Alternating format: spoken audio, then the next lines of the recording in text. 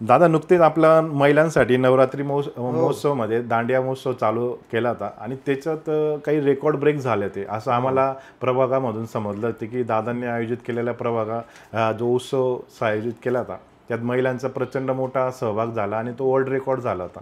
तर त्याविषयी आम्हाला जाणून घ्यायचं आहे.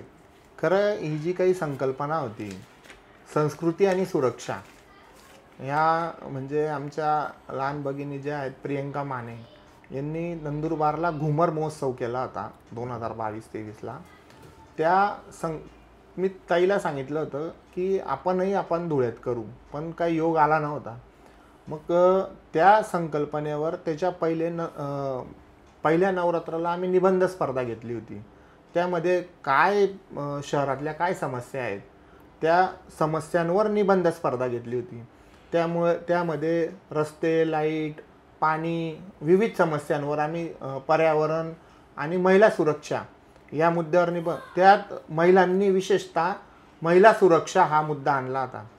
तर ह्या नवरात्रात आम्ही सुरक्षा आणि संस्कृती, महिलांना सेल्फ डिफेन्सही शिकवलं आणि मुंबई पुण्यामध्ये जसे आपण गरबा खेळतो ते वेगवेगळ्या स्टेपही त्या ठिकाणी शिकवण्यासाठी राजस्थान कोट्याहून कोरिओग्राफर मागवले आणि त्यांनी 5 दिवस कार्यशाळा घेतली आणि त्यानंतर मग live orchestra, live band, light show करून आपण पूर्ण नवरात्र 10 दिवस केल्यानंतर शेवटच्या दिवशी सेलिब्रिटी अश्विनीताई महांगडे, आपले भारतीय जनता पार्टीचे जिल्हाध्यक्ष गजेंद्र शेठ आंपळकर, डॉक्टर सुशील महाजन, पंकजी कदम असे सर्व मान्यवरांच्या समोर हा वर्ल्ड रेकॉर्ड त्या ठिकाणी झाला.